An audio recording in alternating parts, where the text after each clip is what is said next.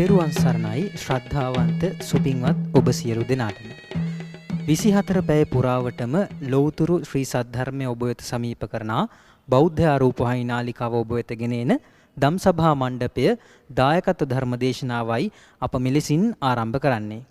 සුපින්වත්නි, ඒ අනුව අද දවසේදී ධර්මදේශනාව පැවැත්වීම සඳහා අප කළ ඇරයුම මෙත් සිතින් පිළිගනිමින් ධම්සභා මණ්ඩපයට වැඩම කොට වදාළ රුවන්වැල්ල වහරක දම්සක් විහාරයේ ප්‍රධාන අනුශාසක පූජ්‍යපාද ගම්පහ මහානාම ස්වාමින්ද්‍රයන් වහන්සේ ප්‍රථමයෙන් ඊටමත් ගෞරවයෙන් নমස්කාර පූර්වකව පිළිගන්නවා. සාදු සාදු සාදු. අද දවසේදී මෙම ධර්මදේශනාව සඳහා තමන්ගේ සදැහැති දායකත්වය ලබා දී කටයුතු කරන්නේ කෑගලු දිස්ත්‍රික් මහජන බැංකු විශ්‍රාමික සංගමයේ සමාජිකාවන් විසින්. එසේනම් අප සියලු දෙනාම ධර්මදේශනාව ශ්‍රවණය කරන්නට මත්තෙන් තිසරණ සහිත පංචශීලයේ සමාදන් වෙමු. ඒ සඳහා ප්‍රථමයෙන් සාදු නාදයක් පවත්වා තෙවරක් নমස්කාරය කියමු. සාදු සාදු සාදු. අවසරයි ස්වාමීන්ද්‍රයන් වහන්සේ. නමෝ තස් භගවතු අරහතු සම්මා සම්බුද්දස්ස. නමෝ තස් භගවතු අරහතු සම්මා සම්බුද්දස්ස. නමෝ තස් භගවතු අරහතු සම්මා සම්බුද්දස්ස. බුද්ධං සරණං ගච්ඡාමි.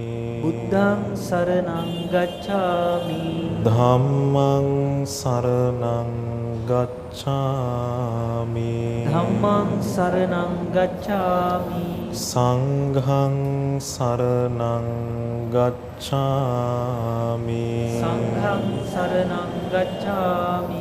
ဒ ුතියම්පි බුද්ධං සරණං ගච්ඡාමි. ဒ ුතියම්පි බුද්ධං සරණං ගච්ඡාමි. ဒ ුතියම්පි ධම්මං සරණං ගච්ඡාමි. ဒ ුතියම්පි ධම්මං සරණං ගච්ඡාමි. ဒ ුතියම්පි සංඝං සරණං ගච්ඡාමි. ဒ ුතියම්පි සංඝං සරණං ගච්ඡාමි. තතියම්පි බුද්ධං සරණං ගච්ඡාමි. තතියම්පි බුද්ධං සරණං ගච්ඡාමි. තතියම්පි ධම්මං සරණං ගච්ඡාමි. තතියම්පි ධම්මං සරණං ගච්ඡාමි. තතියම්පි සංඝං සරණං ගච්ඡාමි. තතියම්පි සංඝං සරණං ගච්ඡාමි. සරණාගමනං සම්පුන්නං ආම බන්දේ පානාති පාතා වේරමණී සික්ඛාපදං සමාදියාමි.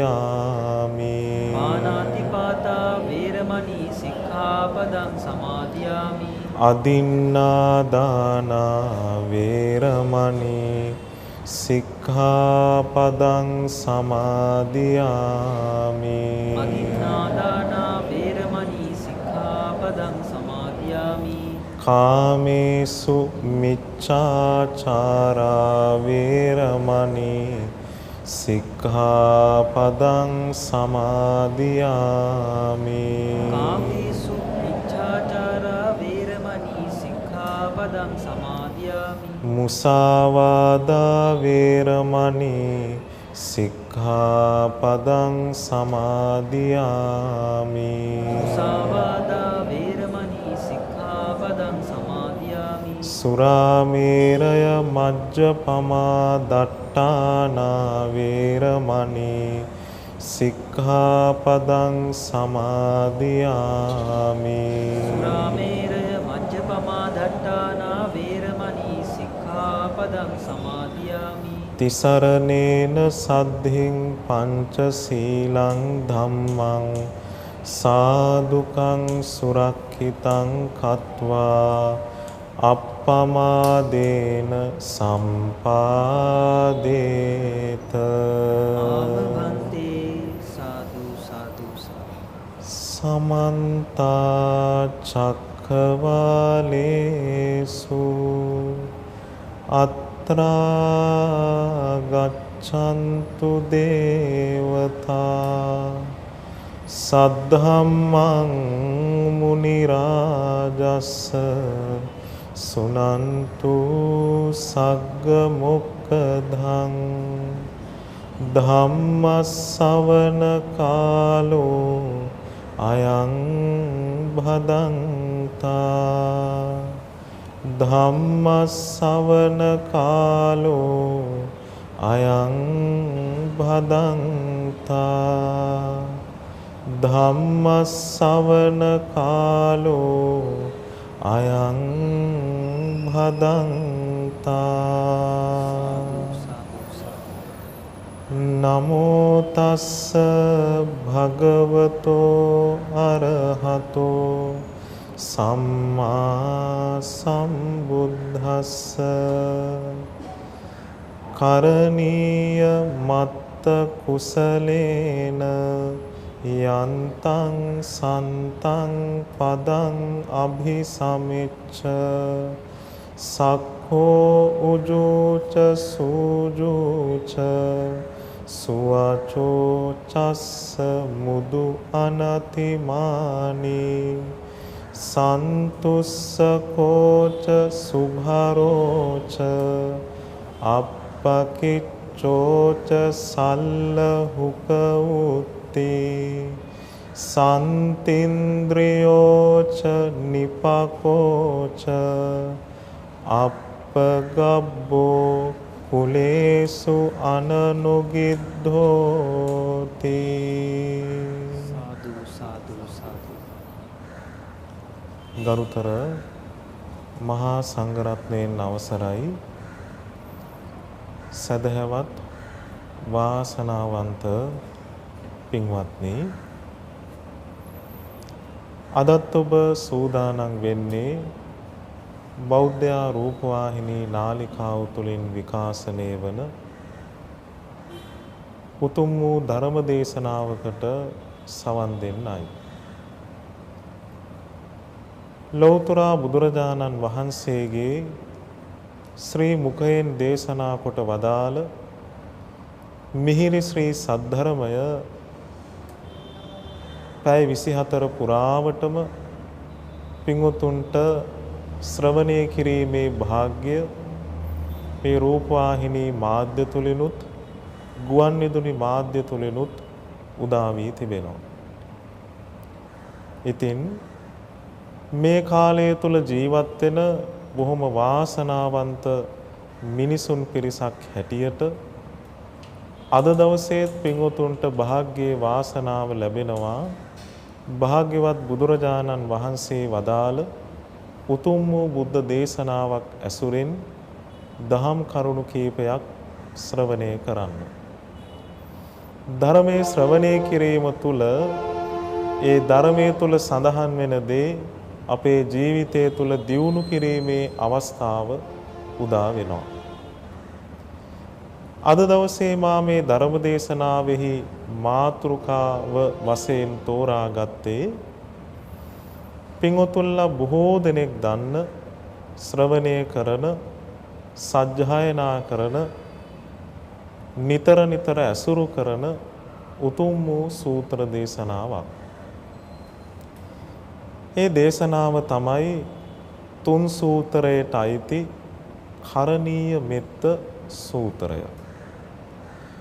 සූත්‍ර පිටකයේ කුද්දක නිකායේ සුත්ත නිපාතය කියන කොටසටයි මේ කරණීය මෙත්ත සූත්‍ර දේශනාව ඇතුළත් වෙන්නේ. මම අද දවසේ මේ දේශනාව තුළ මහන්සි ගන්නේ සම්පූර්ණ දේශනයම විග්‍රහ කරන්න නොවේ. මේ දේශනාවෙහි පළවෙනි ගාථා රත්න දෙක තුල සඳහන් වන අපේ ජීවිතයේ දියුණු කළ යුතු කුසලතාවයන් කිහිපයක් පිළිබඳව සිහිපත් කරන්නයි. මේ පළවෙනි ගාථා රත්නයන් දෙක තුල නිවන පිණිස උපකාර වන අපේ ජීවිතය තුළ දියුණු කළ යුතු ගුණධර්ම 14ක් විස්තර වෙනවා. මම ඒ ගුණධර්ම 14 කාල වේලාව ඇති පරිදි පින්වතුන්ට විස්තර වශයෙන් කියා දෙන්නයි බලාපොරොත්තු වෙන්නේ. ඊට කලින් මා කෙටියෙන් සිහිපත් කරනෝ මේ දේශනාව බුදුරජාණන් වහන්සේ වදාරන්නට හේතු වෙච්ච කතා පුවත. ඔන්න බුදුරජාණන් වහන්සේගේ කාලයේ භික්ෂුන් වහන්සේලා 500 නමක් එක්තරා වනාන්තරයක වස් කාලයක් ගත කරමින් බණ භාවනා කටයුතු ගත කරන්න පිටත් වෙලා ගියා. ඉතින් මේ වනාන්තරයේ බොහොම රමණීය හුදකලා බව උපරිමයෙන් තිබෙන නිවන් මඟ දියුණු කරන්න සුදුසු පරිසරයක් තිබෙන ඊටාම රමණීය භූමියක්. ඉතින් මේ ප්‍රදේශයේ උන්වහන්සේලා මේ වස් කාලයේ පුරාවටම බණ භාවනා කටයුතු දියුණු කරන්න පටන් ගත්තා. ඉතින් නමුත් උන්වහන්සේලා මේ බණ භාවනා කරන ආකාරය උන්වහන්සේලාගේ ජීවිතයේ ගුණධර්ම දියුණු කරන ආකාරය බලාගෙන ඉන්න බැරි මේකට අකමැති පිරිසක් නොපෙනෙන ලෝකයේ මේ භූමිය තුල හිටියා. එක්තරා දෙවිවරු පිරිසක්. පොළොව වාසය කරගෙන ජීවත් වෙන දෙවිවරු පිරිසක්. ඉතින් මේ අය බණ භාවනා කරන්න අපහසු වෙන පරිදි නොයෙකුත් කරදර හිරිහැර කරන්න පටන් ගත්තා. නොයෙකුත් ශබ්ද, නොයෙකුත් බියජනක රූපයන් මවමින් උන්වහන්සේලා මේ භූමියෙන් පිටමන් කරන්න වෙහසක් මහන්සියක් දැරුවා. නමුත් උන්වහන්සේලා මේ සිද්ධිය ලෞතර බුදුරජාණන් වහන්සේට ප්‍රකාශ කළයින් අනතුරුව මේ කරණීය මෙත්ත සූත්‍ර දේශනාව බුදුරජාණන් වහන්සේ උගන්වා වදාලා. මේ දේශනාව තුළ සඳහන් වෙන්නේ මෛත්‍රිය පිළිබඳවයි. තමාගේ සුවපත් භාවය අන් අයගේ සුවපත් භාවය ප්‍රාර්ථනා කරමින් වාසය කරන ස්වභාවය තමයි මේ දේශනාව තුළ විස්තර වෙන්නේ. ඉතින් මේ ස්වාමින් වහන්සේලා 509 මේ දේශනාව නිතර නිතර සජ්ජායනා කරමින් ඒ වගේම මේ දේශනාව තුළ සඳහන් වෙන ගුණධර්මත් දියුණු කරමින් මෙත් සිතින් යුතුව වාසය කළා.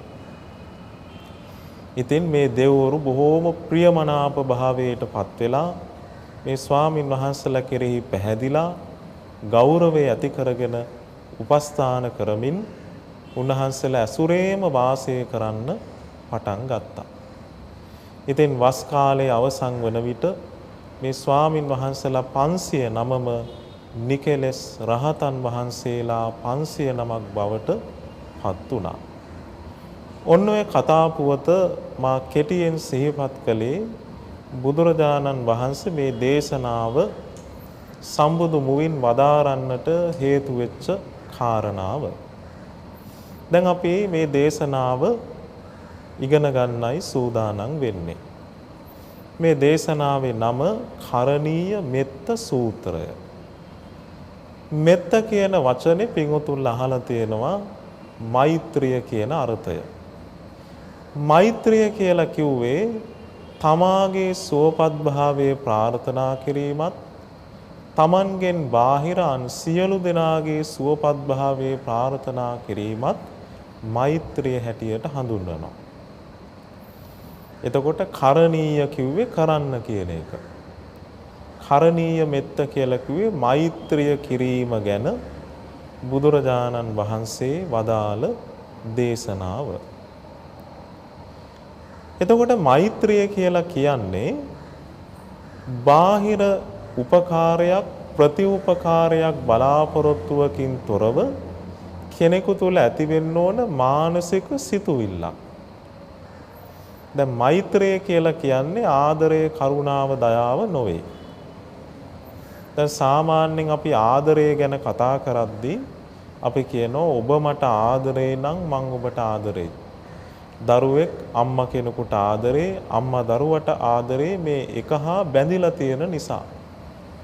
එකිනෙකට බැඳී පවතින නිසා. නමුත් අපේ ජීවිතේ අපි මෛත්‍රිය පුරුදු කරද්දී කවදාවත් කියන්නේ නැහැ, හිතන්නෙත් නැහැ. ඔබ මට මෛත්‍රී කරනවා නම් විතරයි මම මෛත්‍රී කරන්නේ. එහෙම අපි කවුරුවත් කියන්නේ නැහැ. අපිට මෛත්‍රිය කළත් නැතත්, හිතවත් උනත් අහිතවත් උනත් මැදහත් උනත් සියලු දෙනා කෙරෙහිම එක හා සමාන මානසික අදහසක් අපේ ජීවිතයේ මේ මෛත්‍රිය කියලා කියන්නේ. එතකොට බුදුරජාණන් වහන්සේ වදාළ ඔන්න නිවන පිණිස අපේ ජීවිතේ මේ පලි ගැනීම, ద్వේෂය, වෛරය ආදී අකුසල ධර්මයන් බැහැර කරලා මෙත්සිත පුරුදු කරන්න ඕන.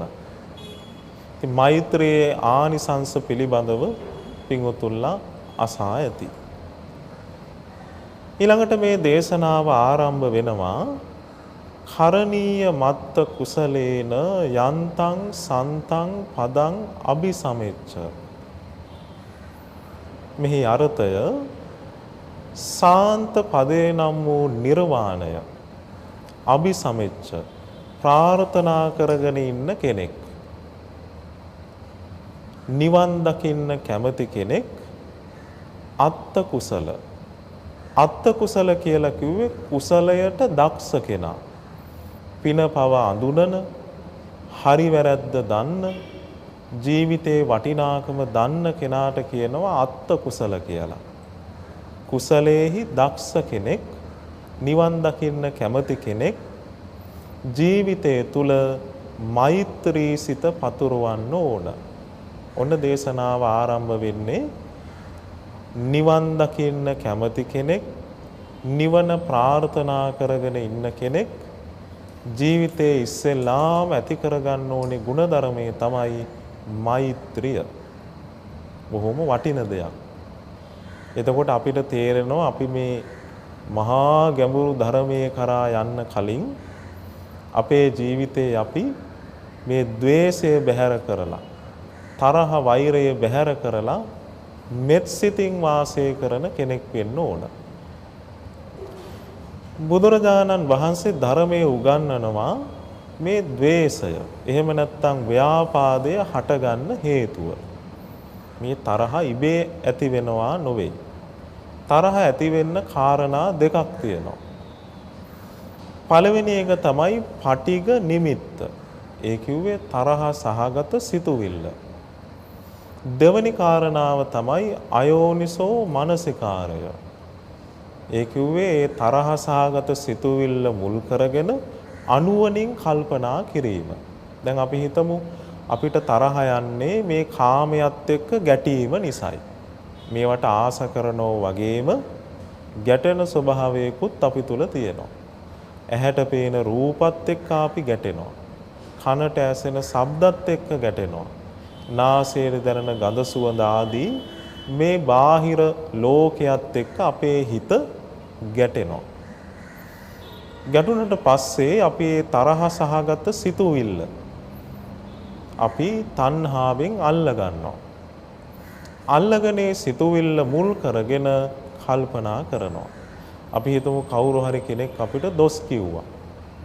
අපි ඒක මතක තියාගෙන මේ විදිහට වචන කිව්වා, මේ විදිහට මට දොස් කිව්වා කියලා අපි කල්පනා කරන්න ඒ තරහ ගතිය අඩු වෙන්නේ වැඩි වෙන එක තමයි වෙන්නේ. එහෙනම් තරහ දුරු කරන්න නම් සිතට තරහ සිතුවිල්ලක් ආවට පස්සේ තරහක් හිතට ආවා කියලා ඉස්සෙල්ලම සිහියෙන් අඳුන ගන්න ඕන. ඉන් අනතුරුව මෛත්‍රී කරුණාදී ගුණධර්ම දියුණු කරමින් මේ තරහ බැහැර කරන්න මහන්සි ගන්න ඕන. ඔන්න නිවන් දකින්න නම් ඉස්සෙල්ලාම අපේ ජීවිතය තුළ මෙත් සිතින් වාසය කරන ස්වභාවය ඇති කරගන්න ඕන. එතකොට මේ මෙත් සිත තියෙන කෙනා තුළ අංග 3ක් යටතේ මෛත්‍රිය දියුණු වෙනවා.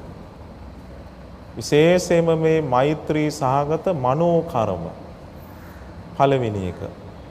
ඒත් එක්කම මෛත්‍රී සහගත වචන කතා කිරීම, මෛත්‍රී සහගත කායික ක්‍රියාකාරකම්. එතකොට මෛත්‍රිය තියෙන්න ඕනේ හිතේ විතරක් නෙවෙයි. කය තුලින් කරන ක්‍රියාවල තියෙන්න ඕනේ මෛත්‍රිය.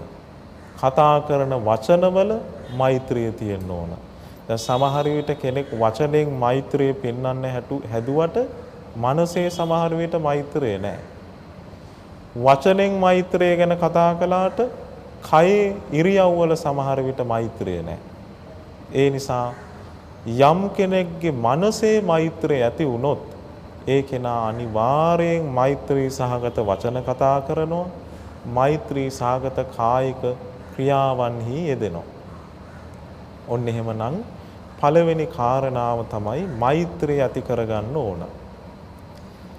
මෙතෙන් පටන් මේ ගාථා රත්නය තුල විස්තර වෙනවා නිවන් දකින්න කැමති කෙනෙක්, නිවන් ප්‍රාර්ථනා කරගෙන ඉන්න කෙනෙක්, අර්ථයේහි දක්ෂ කෙනෙක් ජීවිතය තුල දියුණු කළ යුතු ගුණධර්ම 14ක්, කුසලතා 14ක් විස්තර වෙනවා. පළවෙනි එක තමයි සක්කෝ. සක්කෝ කියලා කිව්වේ දක්ෂකමට. දැන් සාමාන්‍යයෙන් අපේ ජීවිතේ ලෞකික දියුණුවක් ගැන කල්පනා කළත් අපේ ජීවිතේ අපිට දක්ෂකමක් තියෙන්න ඕන.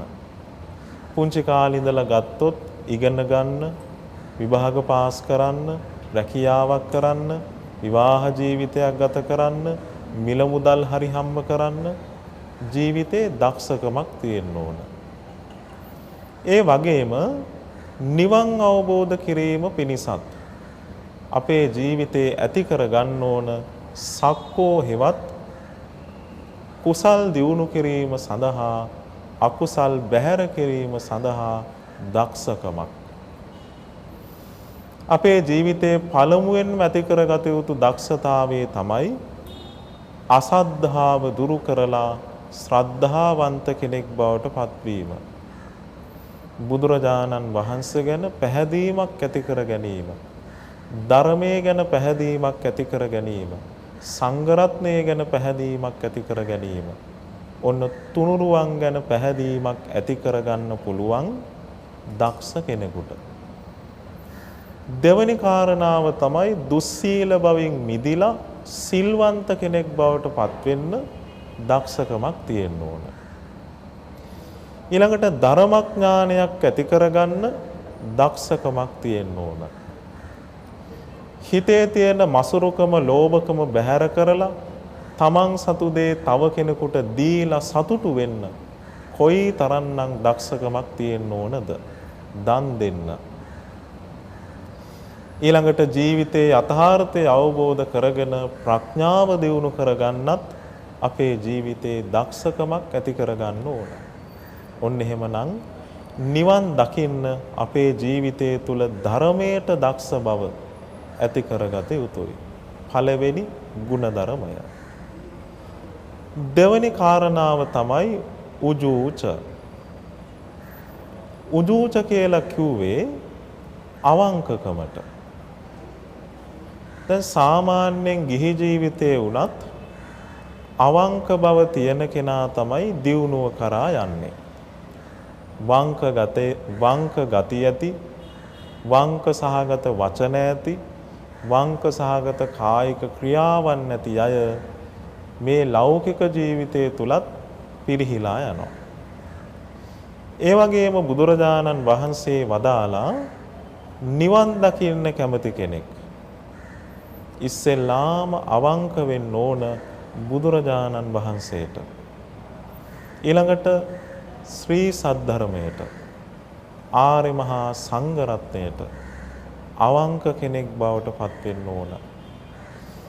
ඒ කෙනාට අවංක සිතුවිල්ලක් තියෙනවා මේ සංසාර ගමන භයානකයි, මේ ගමනේ මේ මනුස්ස ජීවිතය ඊටාම දුර්ලභයි. ඒ නිසා ඉක්මනින්ම ගුණධර්ම දියුණු කළ යුතුයි කියන අවංක සිතුවිල්ල කෙනෙක් තුල තියෙනවා.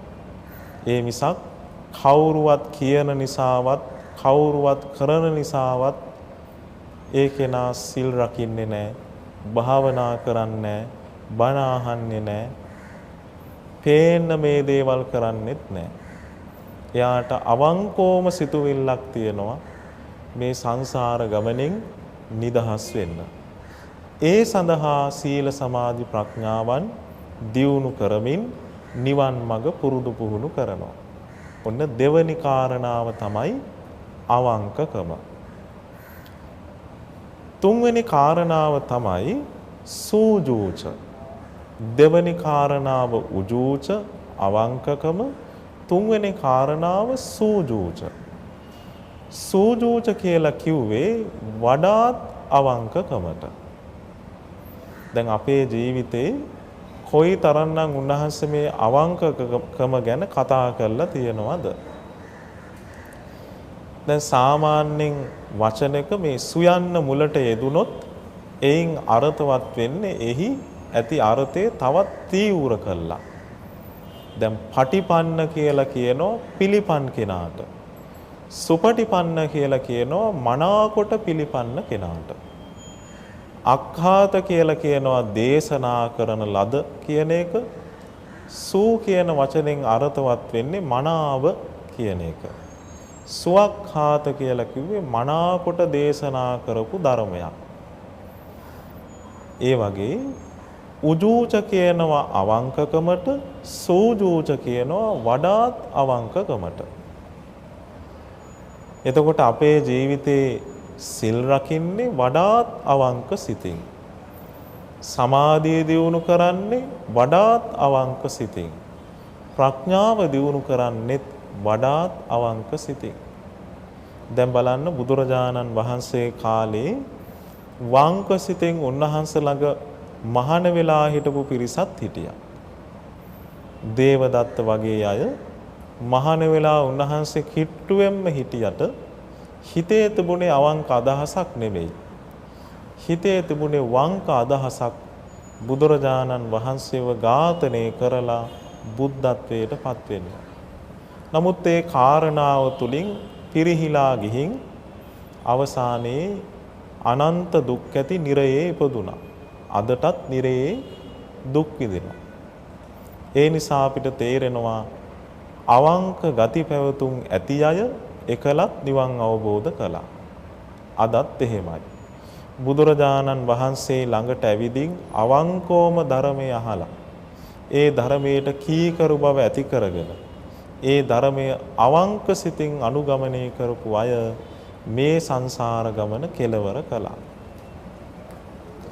ඊළඟට හතරවෙනි කාරණාව තමයි සුවචෝ. සුවච කියලා කියනවා කීකරුකමට. සුවච කියලා කිව්වේ කීකරුකම. දැන් සාමාන්‍යයෙන් අපේ ලෞකික ජීවිතේ දරුවෙක් නම් දියුණුවක් කරා යන්න වැඩිහිටියන්ට කීකරු වෙන්න ඕන. වැඩිහිටියන්ගේ යහපත් වචනයට කීකරු වෙන්න ඕන. දෙමව්පියන්ට ගුරුවරුන්ට කීකරු බව තියෙන්න ඕන ජීවිතේ දියුණු වෙන්න නම්. ඒ වගේ මේ නිවන් මාර්ගය තුලත් දියුණුවක් කරා යන්න නම් අපි ඉස්සෙල්ලාම කීකරු වෙන්න ඕන බුදුරජාණන් වහන්සේට. ඊළඟට ශ්‍රී සද්ධර්මයට, ආර්ය මහා සංඝ රත්නයට කීකරු කෙනෙක් වෙන්න ඕන. ඒ කීකරුකම තමයි ශ්‍රද්ධාව කියලා කියන්නේ. ඒ කීකරුකම ශ්‍රද්ධාව ඇති වෙන්න ඕනේ අපේ ජීවිතේ. බුදුරජාණන් වහන්සේ විස්තර කරනවා අහං නජානාමි භගවා ජානාති. මං කිසි දෙයක් මං ගැන දන්නේ නැහැ. මගේ ජීවිතය ගැන සියලුම දේවල් දන්නේ බුදුරජාණන් වහන්සේ කියන කීකරුකම, ශ්‍රද්ධාව, ගෞරවය කෙනෙකු තුල ඇති වුණොත් ඒ කෙනා නිවන කරා යනවා. එහෙනම් අපේ ජීවිතේ අපි කීකරු වෙන්න ඕන ධර්මයට, අධර්මයට නෙවෙයි. දැන් වැඩිහිටියෙක් වුණත් අධර්මයට අයිති දෙයක් කියනවා නම් ඒකට කීකරු වෙන්නේ නැහැ. දැන් අපි හිතමු වැඩිහිටි කෙනෙක් පුංචි දරුවෙකුට පව් වැඩෙන දෙයකට අඬ ගහනවා. ඒකට කීකරු වෙන්න කියලා බුදුරජාණන් වහන්සේ වදාළේ නැහැ. උන්වහන්සේ වදාළේ කීකරු වෙන්න ඕන ධර්මයට. තමන්ටත් අනුන්ටත් යහපත පිණිස පවතින අර්ථය පිණිස පවතින දෙයට කීකරුකම ඇති කරගන්න ඕන. ඊළඟ ගුණධර්මයේ තමයි මෘදු බව. මෘදු බව කියලා කිව්වේ අපේ ජීවිතයේ තියෙන්න ඕනේ නම්‍යශීලී බවක්. ඒ නම්‍යශීලී බවත් ශ්‍රද්ධාවත් එක්ක එන දෙයක්. අපේ ජීවිතේ තව කෙනෙක්ගේ යහපත් වචනයට ඇහුම්කන් දෙන මෘදු සිතක් තියෙන්න ඕන. දැඩි බවක් අපි තුල තිබුණොත් අපි පිරිහිලා යනවා. දැන් බුදුරජාණන් වහන්සේ ළඟට පැමිණිච්ච අය දැඩි බවින් ආවත් ධර්මයේ ශ්‍රවණය කරද්දී මෘදු බවට පත් වුණා. ඒ අය দমনය වුණා. එහෙනම් මේ මෘදු බව එහෙම නැත්නම් අන් අයගේ යහපත් වචනයට ගරු කිරීම, අන් අයගේ වචනය පිළිගැනීම, නම්‍යශීලී බව අපේ ජීවිතේ නිවන් අවබෝධ කරන්න හේතු වෙන කාරණාවක්. අපිට කල්යාණ මිත්‍රයෙක් විසින් මේ සංසාර ගමන ගැන කියද්දි, නිවන් මඟ ගැන කියද්දි, මේ දුකින් නිදහස් වීම ගැන කියද්දි ඒ දේ පිළිගන්න, ඒ දේ කෙරෙහි ගෞරවයක් ඇති වෙන්න නම්‍යශීලී සිතක් තියෙන්න ඕන. ඊළඟ කාරණාව තමයි අනතිමානී. අනතිමානී කියලා කිව්වේ නිහතමානීකම. ඔන්න සුවිශේෂී කරුණක්. නිවන් දකින්න අපිට හේතු වෙනවා මාන්නයෙන් තොර බව. දැන් මාන්නය කියන එක ආකාර කීපයකට පවතිනවා.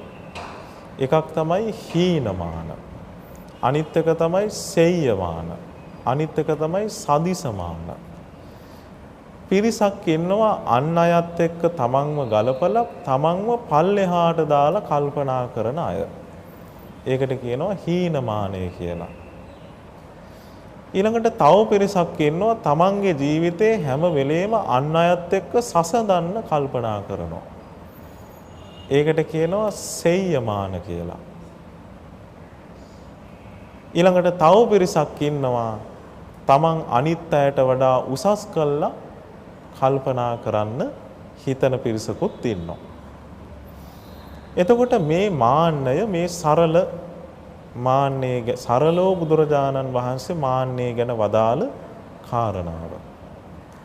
මීට එහාට අපි මාන්නේ ගැන කතා කළොත් යම් දවසක අපි අරහත්ත්වයේ පිණිස අස්මිමානය ප්‍රහාණය කළ යුතුයි. අස්මිමානය කියලා කිව්වේ මේ රූප වේදනා සංඥා සංඛාර විඥාන කියන පංච උපාදානස්කන්ධය ගැන මම මගේ කියන ආත්ම දෘෂ්ටිය. ඒක ඊටාම බරපතල එකක්. ඒක සංසාර ගමනේ අපි කාලයක් පුරුදු කරපු දෙයක්. මේක නැති කරන්න පුළුවන් විදර්ශනා ප්‍රඥාව තුලින් අරහත්ත්වයට පත්වීම තුල පමණයි. එතකොට මෙතන බුදුරජාණන් වහන්සේ අපිට උගන්වනවා මේ නිවන් දකින්න කෙනෙකු තුල ඉස්සෙල්ලම ඇති වෙන්න ඕනේ නිහතමානීකමක්. මේ නිහතමානීකමත් ශ්‍රද්ධාවත් එක්ක එන කරුණක්. දැන් අපේ ජීවිතේ අපි මාන්නේ ඇති කරගන්නේ මම කියලා කෙනෙක් ඉන්නවයි කියලා කල්පනා කළොත්. මගේ කියලා දෙයක් තියනවා කියලා හිතන කෙනාට තමයි මාන්නය තියෙන්නේ. නමුත් බුදුරජාණන් වහන්සේගේ ධර්මයේ තුලින් මේ ජීවිතය ගැන දන්න කෙනා මේ තුල මම කියලා කෙනෙක් නැහැ, මගේ කියලා දෙයක් නැහැ, මේ තුල තියෙන්නේ හේතුඵල ධමයක්. ඒ නිසා ආඩම්බර වෙන්න, ආරක්ෂා කරන්න කිසිම දෙයක් නැහැ. මේ ජීවිතේ මම කියන කරුණෙන් හිස් දෙයක්. ඒ නිසා මාන්නේ ඇති කරගන්නේ කා වෙනුවෙන්ද? ඔන්න බුද්ධිමත්ව කල්පනා කරන කෙනා මාන්නේ දුරු කරන හැටි දන්නවා. ඒ නිසා පින්වතුනි මේ මාන්නය කියන්නේ අපේ ජීවිතේ බොහොම භයානක කෙලෙසයක්. බුදුරජාණන් වහන්සේ වදාළ මේ සාරිපුත්ත මහරහතන් වහන්සේ ගැන උන්වහන්සේගේ නිහතමානීකම විස්තර වෙනවා. සාරිපුත්ත මහරහතන් වහන්සේ හරියට මහ පොළොව වගේ. දැන් මහ පොළොවට මිනිස්සු හොඳ දේවලුත් දානවා නරක දේවලුත් දානවා.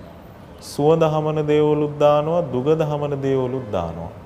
පිරිසුදු දේවල් දානවා අපිරිසුදු දේවල් දානවා. හැබැයි කවදාවත් මහ පොළොව කම්පා වෙන්නේ නැහැ. ජලයත් ඒ වගේ ගින්දරත් ඒ වගේ.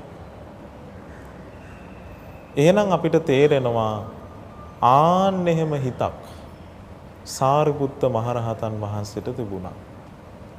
සාරිපුත්ත මහරහතන් වහන්සේ හරියට පාපිස්සක් වගේ. පාපිස්ස කියන්නේ හැම කෙනාම කකුල් දෙක පිහින්න පාවිච්චි කරන දේ. දුප්පත් අයත් පිහිනවා, වැඩිහිටිය අයත් පිහිනවා, උසස් අයත් පිහිනවා, පහත් අයත් පිහිනවා. හැබැයි පාපිස්සක් කම්පා වෙන්නේ නැහැ. ආන්න එහෙම හිතක් සාරිපුත්ත මහරහතන් වහන්සේට තිබුණා. අටලෝ දහමට කම්පා නොවන, ගුණ වර්ණනා කළත් මාන්නේ ඇති නොවන, දොස් කිව්වත් ඒ ගැන කම්පා නොවන, ඊටාම නිහතමානී බවක් සාරිපුත්ත මහරහතන් වහන්සේ තුල තිබුණා. උන්න නිවන් දකින්න නම් අපි තුලත් නිහතමානීකම ඇති වෙන්න ඕන. ශ්‍රද්ධාව ඇති කරගන්න පුළුවන් නිහතමානී කෙනාට.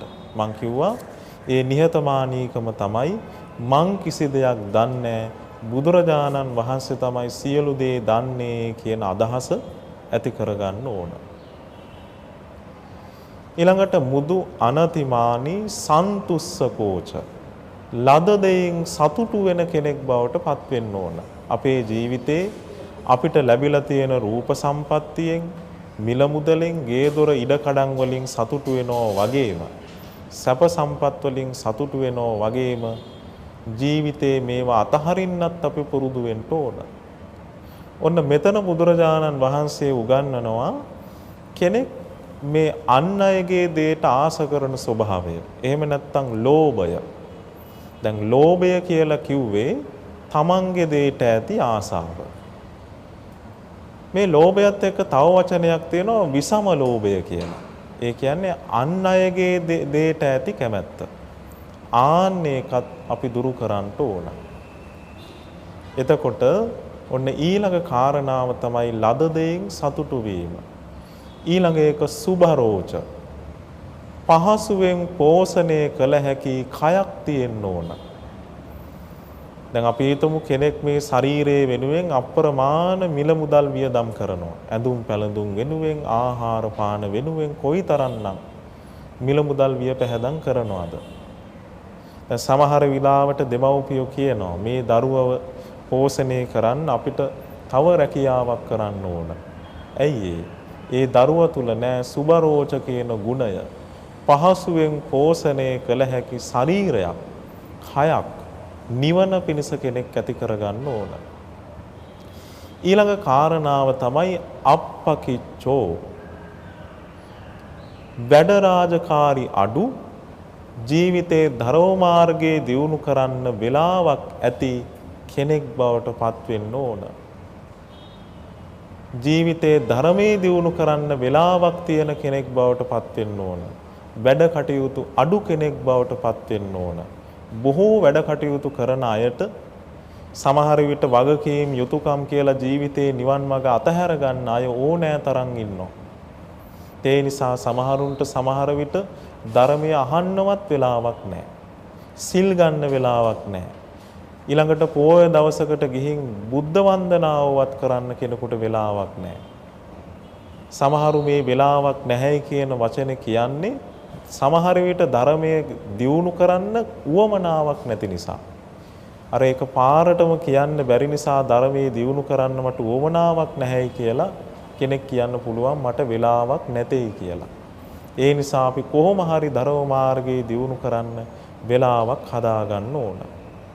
සල්ල හුක උත්ති සරල ජීවිත පැවැත්මක් තියෙන කෙනෙක් බවට පත් වෙන්න ඕන. සැහැල්ලු ජීවිතයක්. සැහැල්ලුවෙන් ජීවත් වෙන කෙනාට නිවන් සාක්ෂාත් කරන්න පුළුවන්. ඊළඟ එක තමයි සන්තින්ද්‍රියෝච. සාන්ත ඉඳුරන් තියෙන කෙනෙක් බවට පත් වෙන්න ඕන. මේ ඇස කන නාසය දිව ශරීරය මනස කියන ඉන්ද්‍රියයන් සංවර කරගෙන වාසය කරන්න ඕන. නිපකෝච තැනට සුදුසු නුවණින් වාසය කරන කෙනෙක් වෙන්න ඕන. අකුසල් දුරු කරමින් කුසල් වඩන්න ප්‍රඥාවක් තියෙන්න ඕන. 13 වෙනි කාරණාව තමයි අප්පගබ්බෝ.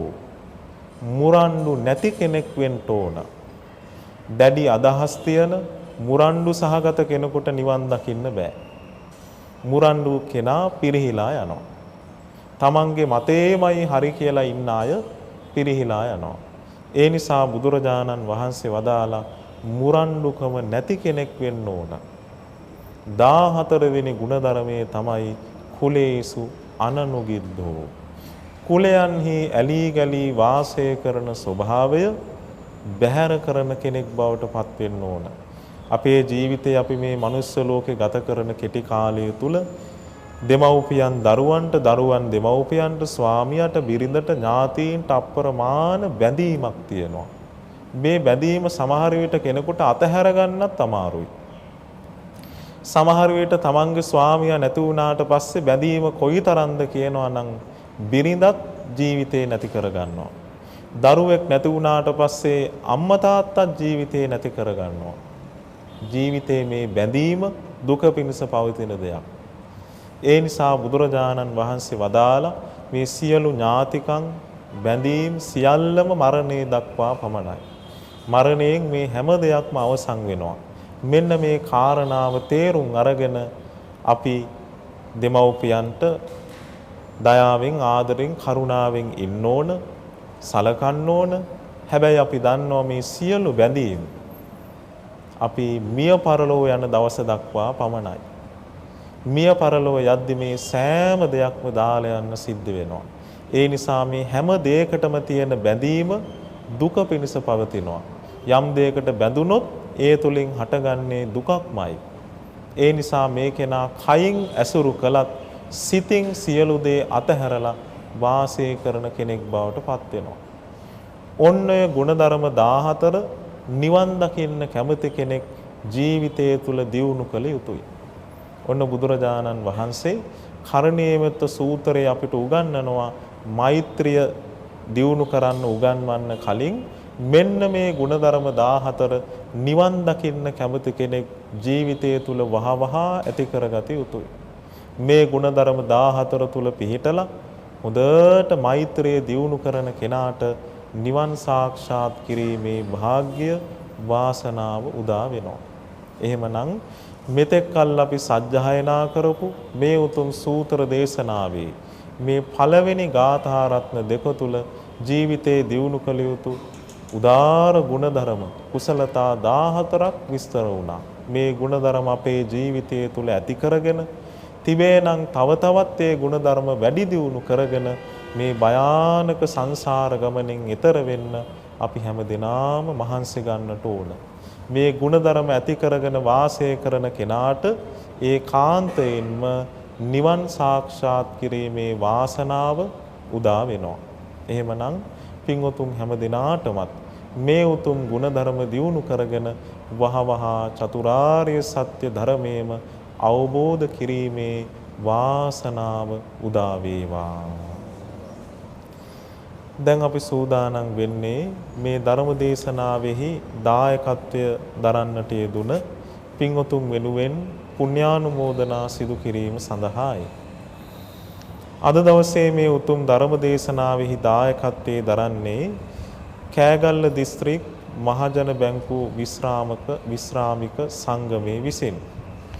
විශේෂයෙන්ම මේ විශ්‍රාමික සංගමයේ පින්වතුන් බලාපොරොත්තු වෙන්නේ මිය පරලොව යන්නට යෙදුන හිටපු සභාපති කරුණාජීව මැතිතුමාට පුණ්‍යානුමෝදනා සිදු කිරීමටත් පින්වතුන් නමින් මිය පරලොව ගිය සියලුම ඥාතීන්ට පින් අනුමෝදන් කිරීමටත් ඒ වගේම මහජන බැංකුවේ 52 වෙනි සංවත්සරය සිහිපත් කරමින් මහජන බැංකු විශ්‍රාමික සංගමයේ 25 වෙනි සංවත්සරය සිහිපත් කරමින් ඒ වගේම බැංකුව ආරම්භ කිරීමට කැප වූ ආදි කර්තෘවරුන් සහ මියගිය බැංකු සේවක සේවිකාවන්ට පින් අනුමෝදන් කිරීමේ අදහසින් අද දවසේ මේ උතුම් ධර්ම දේශනාවෙහි දායකත්වයේ දරනවා.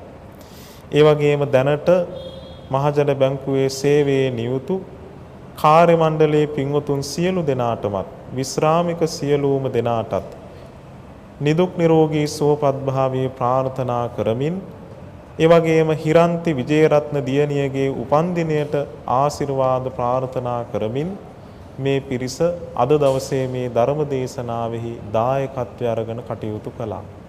ඉතින් මේ කෑගල්ල දිස්ත්‍රික් මහජන බැංකුව විශ්‍රාමික සංගමේ පින්වතුන් නමින් මිය පරලොව ගිය සියලුම දෙනාට ඒ වගේම පින්වතුන් හැම දෙනාටමත් මේ ඉපදෙන මරණ භයානක සංසාර ගමනින් අත මිදී ලබන අමා මහ නිවන පිණිසත් මේ සියලු පුණ්‍ය ධර්මයන් හේතු වාසනා වේවා කියලා සාදු කියලා ප්‍රාර්ථනා කරගන්න. ආකාසට්ඨා ච බුම්මට්ටා දේවා නාග මහිද්దికා පුඤ්ඤන්තං අනුමෝදිත්වා චිරං රක්ඛන්තු ලෝක සාසනං චිරං රක්ඛන්තු දේශනං චිරං රක්ඛන්තු මං පරන්ති. සියලු දෙනාටම තෙරුවන් සරණයි.